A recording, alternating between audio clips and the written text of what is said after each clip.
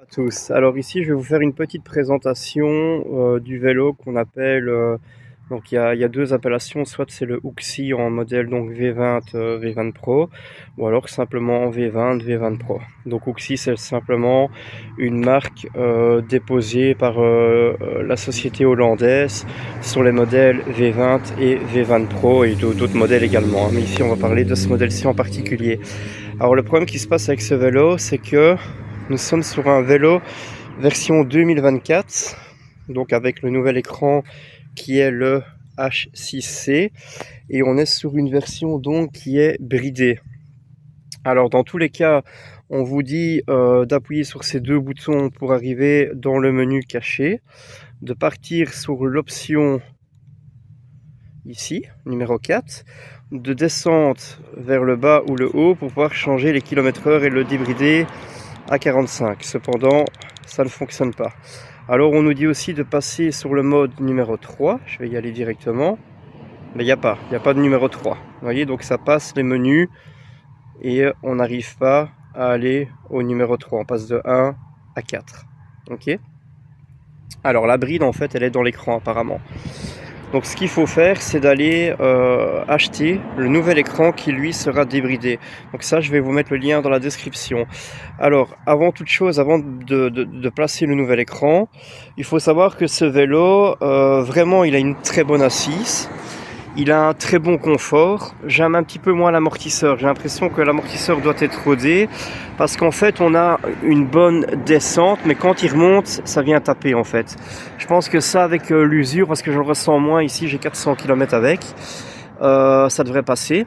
Alors on n'a pas un garde-boue qui va berloquer de tous les côtés, on a quand même un bon garde-boue. On a deux freins à disques qui sont hydrauliques, donc ce n'est pas juste c'est pas avec un câble. On aura deux repose-pieds pour les passagers. Donc on est vraiment sur une version qui ressemble plus à une moto. Alors on aura un gros phare LED ici.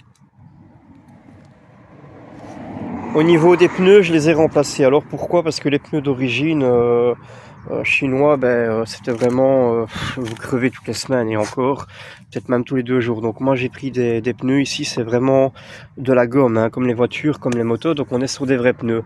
Sinon pour le reste, il n'y a rien de mal à dire sur ce vélo, sauf que la batterie, c'est une batterie de 15 ampères en 48 volts. Et avec 15 ampères en 48 volts, je ne dépasse pas 25 km. J'ai beau pédaler, que je pédale ou que j'utilise la gâchette, ce vélo n'a pas une longue autonomie. Donc c'est plus un vélo, je dirais, pour la ville avec ce type de batterie. Donc à l'avenir, en fait, je vais changer de batterie et je vais passer sur une 25 ampères de chez Samsung, ce qui me permettrait de monter la longévité des kilomètres. Donc je pourrais parcourir une plus grande distance, ou alors mettre une batterie ici devant, mais le problème c'est que l'espace est trop restreint et je ne pense pas que j'aurai la place pour la mettre vu qu'on a une selle vraiment assez grande. Alors ici donc on est bridé à 25 km/h, donc si je passe le mode vitesse 3, hop, voilà, donc le vélo n'ira pas plus vite et il n'est pas possible de monter plus haut que 3. Alors ce qu'on va faire, c'est qu'on va acheter cet écran-ci qui est identiquement le même en version débridée. Donc voilà, il a identiquement les mêmes fonctionnalités, sauf qu'il sera en version débridée. Hein, on a le petit connecteur ici et on aura le bouton ici. Donc sans plus attendre, on va démonter ça, on va démonter l'ancien avec la clé Allen et on va placer le nouveau. Chose très importante, avant tout on enlève la batterie, hein, ça c'est important. Donc voilà, on a retiré l'ancien écran et on a placé le nouveau modèle. Je n'ai pas encore mis les vis derrière, je ne l'ai pas encore connecté. Donc le but est simple, vous allez rebrancher ce câble-ci simplement ici, tout simplement, et puis vous allez remettre la batterie. Donc voilà, la batterie est remise en place. On va procéder à l'allumage. Donc là ce que je vais faire, c'est que je vais me mettre peut-être un peu plus à l'ombre. Voilà. Donc voilà, ici je me mets à l'ombre et ça y est, on allume l'appareil. Alors on s'aperçoit que les kilomètres, le compteur est reparti à 0. Donc ça c'est vrai que c'est embêtant, donc ça veut dire qu'il n'y a pas de mémoire interne sur le vélo. Donc on repart à 0, je vais monter les pas. 2, 3, 4, 5. Donc j'ai bien les 5 pas. Une fois que j'ai les 5 pas, je vais vérifier maintenant, je penche le vélo, la vitesse. Voilà. Le vélo est bien débridé.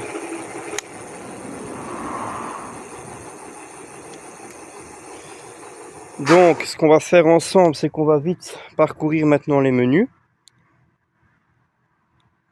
Oh, pardon, je l'ai éteint, je le rallume. Donc les deux boutons en même temps, pardon, plus et moins. Alors, le 3, il est bien mis sur 48 km/h. Donc si maintenant je le diminue... Ah, il y a plusieurs fonctions en fait. 60, 48. Je me demande si ça c'est pas le voltage. Donc le 3 ne serait plus la fonctionnalité de la vitesse, ça c'est possible. Ce serait peut-être le 6. Je ne sais pas, non même pas. Ah, le 8, j'ai trouvé, c'est le 8. Voilà, regardez, parce que j'ai eu un autre vélo précédemment, c'était pareil. Donc on va reprendre le paramètre 8. Voilà, le 8 il est mis sur 100. Et là on va le mettre sur 25.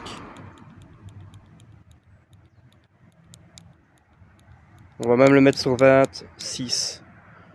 Voilà, j'attends que le paramètre s'effectue. Ça m'a l'air d'être bon. Normalement l'écran doit partir tout seul. Voilà, c'est fait.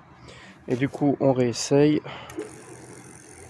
Là je suis en pas 1. Je vais mettre le 3, le 4, le 5. Super, il est bridé. Donc du coup j'espère que cette vidéo vous aura plu. N'hésitez pas à mettre un petit pouce. Et si vous avez une question, n'hésitez pas, j'essaierai d'y répondre au maximum. Salut, salut!